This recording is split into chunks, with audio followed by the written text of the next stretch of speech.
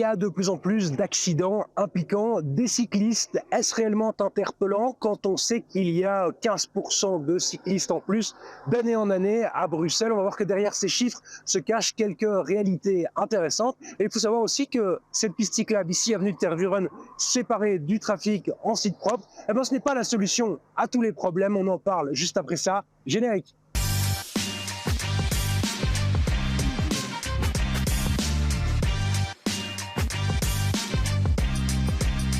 Bonsoir à toutes, bonsoir à tous, bienvenue dans le tram, ravi de vous retrouver. Alors combien d'accidents de vélo y a-t-il chaque année à Bruxelles? Eh bien c'est difficile à dire tellement ils sont en réalité mal recensés, mais on va tenter de le comprendre parce qu'une enquête a été menée très récemment avec vous, Georges Fuchs. Vous travaillez chez Stratec, vous êtes consultant en mobilité. Stratec, c'est un bureau d'études. Alors avant d'en venir aux conclusions, il y a de plus en plus d'accidents impliquant un vélo, ça c'est exact. Exactement, sur les accidents recensés par des procès-verbaux de la police, on voit une augmentation de 15% des accidents corporels entre 2024 et 2025, ce qui correspond à l'augmentation du nombre de cyclistes. Donc on ne voit pas d'augmentation de l'accidentologie, mais on est effectivement plutôt déçu de voir on aurait espéré que le nombre de cyclistes augmente plus vite que le nombre d'accidents corporels. Comment ça se fait ça ? Il faut creuser un peu les chiffres. On voit que les vélos électriques, les accidents corporels impliquant des cyclistes sur vélo électrique augmentent un peu plus vite que ceux sur vélo musculaire.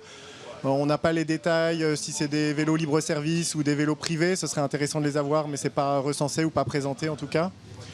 On a différentes pistes qui peuvent l'expliquer. On sait qu'on a des nouveaux cyclistes, peut-être qui sont moins expérimentés et qui font plus d'erreurs. Je pense qu'il y a une courbe d'apprentissage, comme tous les modes de transport, qui joue. Venons-en à l'étude que vous avez développée. C'est une enquête plutôt qu'une étude.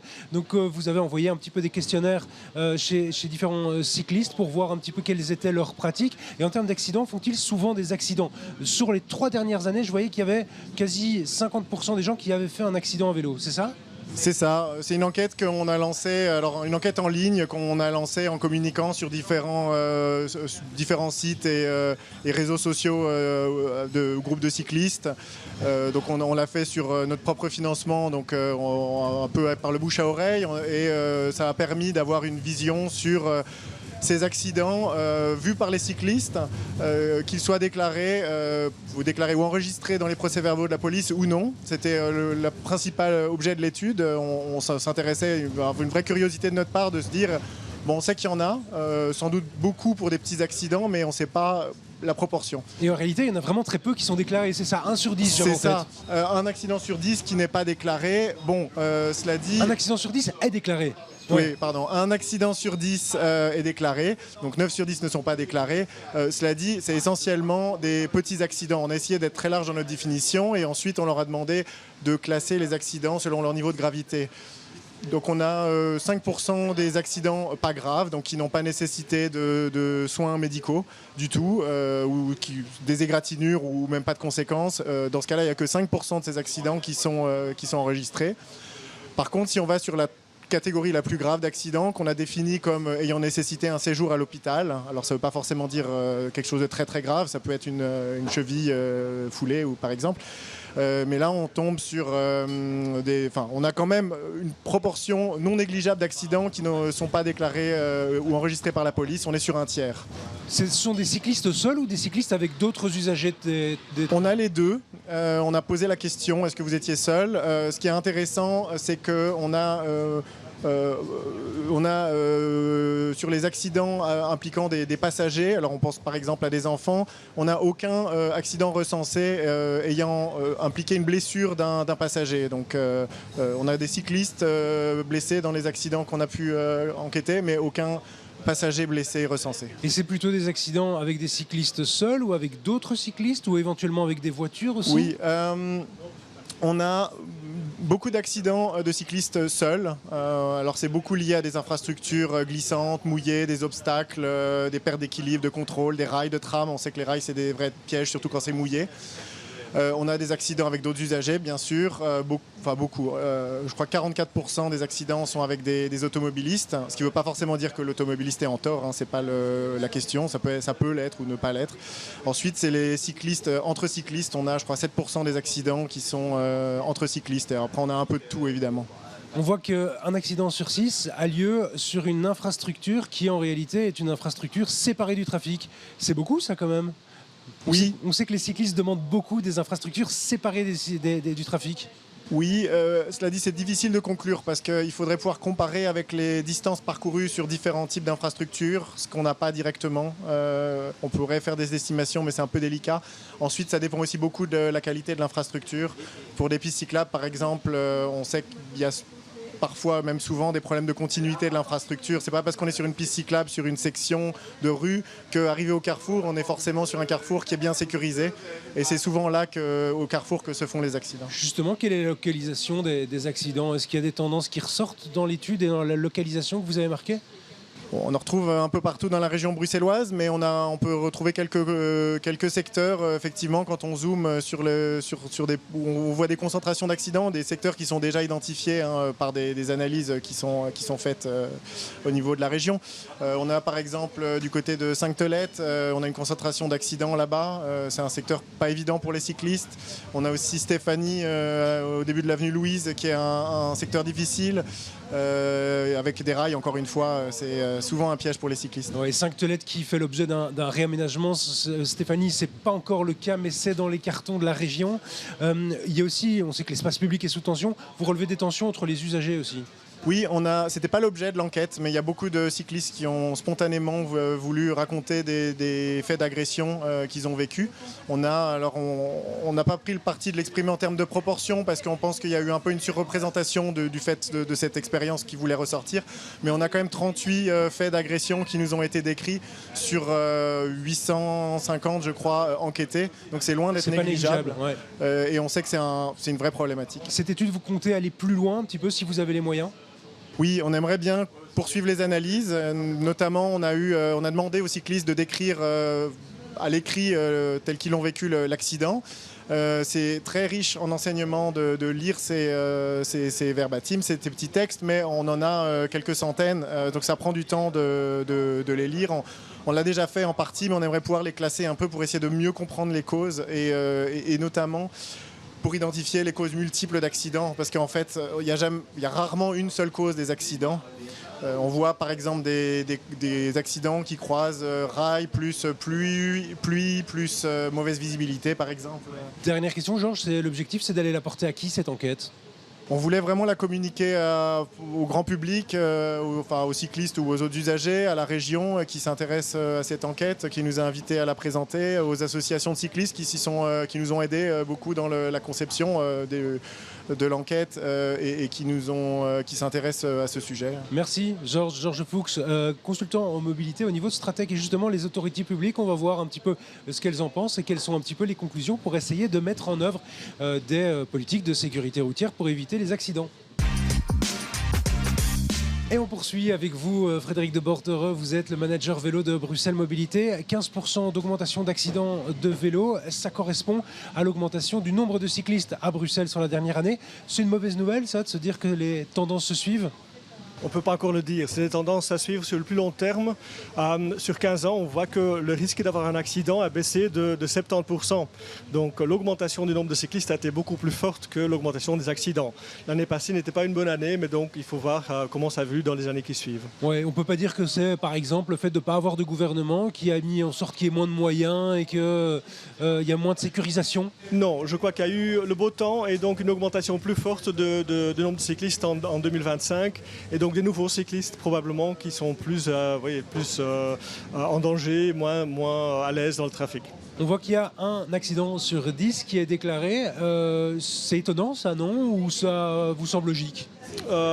C'est pas tout à fait logique, mais ça on le sait depuis mal de temps qu'il y a un chiffre noir, donc chiffre qu'on ne connaît pas d'accidents, souvent des chutes. Hein, donc l'accident le plus courant à vélo, c'est une chute. Et donc c'est des accidents où il n'y a pas d'intervention de la police, il n'y a même souvent pas d'hospitalisation, donc c'est souvent des accidents quand même plus légers. Mais donc il y a, oui, une sous-représentation de ce genre d'accidents dans les statistiques, c'est clair. Est-ce qu'on sait si d'année en année, il y a beaucoup de nouveaux cyclistes, des gens qui n'ont pas l'habitude de faire du vélo et que là, peut-être, potentiellement, c'est ça qui a peut-être poussé les chiffres d'accidents avec des gens qui ont moins l'habitude de faire du vélo au quotidien? C'est probable. Donc on fait des enquêtes à plusieurs reprises pour connaître qui sont les nouveaux cyclistes, et c'est souvent des gens qui n'ont jamais fait de vélo dans leur vie, qui n'y pensaient pas et qui se sont mis à vélo par les attentats ou par la pandémie, et qui donc se retrouvent dans la circulation, qui ne connaissent pas spécialement bien, qui n'ont pas suivi de formation, qui doivent s'habituer à une circulation qui n'est pas toujours très, très gentille avec les cyclistes, toujours à Bruxelles. C'est une question que j'aime bien vous poser. A-t-on atteint le pic? Parce qu'à chaque fois, on se dit, ok, on a atteint un pic, tous les gens qui voulaient se mettre au vélo ont été convertis, et donc maintenant il n'y en aura plus de nouveaux. Mais chaque année, quand je vous reçois, on est de nouveau à 15% d'augmentation. Cette année-ci, 2026, a-t-on atteint le pic? Pas du tout en fait. On a une augmentation qui est constante depuis 1998, donc ça fait 27 ans qu'on a une augmentation en moyenne de 12-13% par an, avec quelques pics plus élevés. Ça veut dire quoi? Tous les 5-6 ans ça double? C'est un petit peu ça ou alors j'exagère? Oui, on double le nombre de cyclistes tous les 5-6 ans, c'est bien ça. Donc on a depuis 20 ans, il y a 7 fois plus de cyclistes. On est à 10% de la part modale, donc des déplacements à Bruxelles, ce qui était de 1,5% il y a 20 ans. Et comment vous l'expliquez? C'est quoi? Bon, il y a le vélo électrique qui a joué, qui a permis de rendre le vélo accessible à beaucoup de monde. Comment vous expliquez que cette tendance continue à se développer? Là, des vélos électriques, il n'y a quasi que ça à Bruxelles. Hein. Bon, il y a encore quelques vélos musculaires, j'exagère.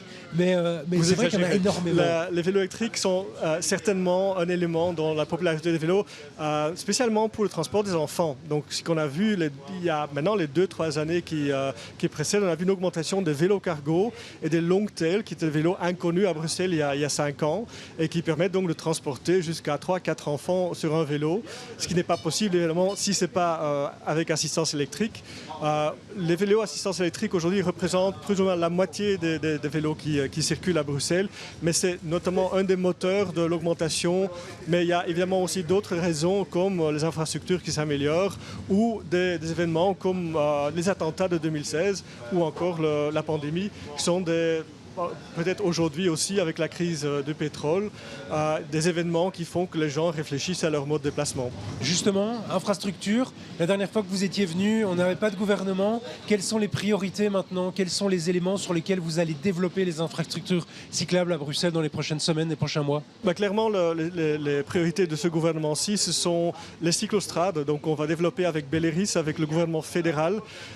Donc c'est des voies rapides qui seront construites le long des lignes de chemin de fer à Bruxelles, mais aussi sur les grands axes. Donc on a quelques grands projets en cours, notamment le boulevard Lambermont, ou encore le début de la chaussée de Ninove à l'entrée de la région, l'avenue Charles-Quint. Ce sont des grands projets de cyclostrades, de voies rapides pour cyclistes qui vont se faire. Pas de chaînons manquants dans ces cyclostrades, parce que c'est ça l'enjeu. Quand on fait des pistes cyclables, il y en a des très belles à Bruxelles qui sont très agréables pour les cyclistes qui les pratiquent, mais les chaînons manquants, c'est très compliqué, et justement c'est ça aussi qui crée les accidents. C'est clair, il y a les zones à concentration d'accidents qu'on a essayé d'accélérer leur solution, leur amélioration, notamment par exemple Montgomery ou le Square van der Velde à Anderlecht. C'est des situations qu'on a pu rapidement améliorer avec des interventions, les décriés blocs de béton. C'est ça qui nous a permis d'améliorer la sécurité rapidement à ces endroits-là, en attendant des aménagements définitifs. Mais il reste quelques points noirs, comme la place Mézère, par exemple, qui est une des priorités aussi de la ministre actuelle. Mais par exemple, Sainte-Lette, qui était le point noir des cyclistes bruxellois, est en train d'être réaménagé complètement. Travaux qui devraient se terminer, je pense, en 27. Travailler entre les différentes autorités, donc il y a Bruxelles Mobilité, vous, il y a Belleris, il y a les communes, ça fonctionne ce melting pot pour justement éviter les chaînons manquants? Oui, en fait, on peut aider les communes avec des subventions. Donc, on accompagne les communes aussi pour l'étude des plans de circulation. On aide les communes avec des subventions pour des projets, etc. Donc, cette collaboration fonctionne plutôt bien. On a un cadre qui est le plan régional de mobilité. Et je crois que tout le monde y adhère, au moins dans les principes, même si ouvertement, parfois, on critique le plan. Mais je crois que les bases sont partagées par les partenaires. Plan régional de mobilité, voilà une idée, une piste pour une prochaine émission, mais malheureusement, on n'a plus suffisamment de temps. Merci Frédéric de Portereux d'avoir partagé un petit peu sur les infrastructures cyclables de Bruxelles Mobilité. Merci à toutes, à tous de nous avoir suivis. On se retrouve la semaine prochaine, même heure, même tram. Belle soirée.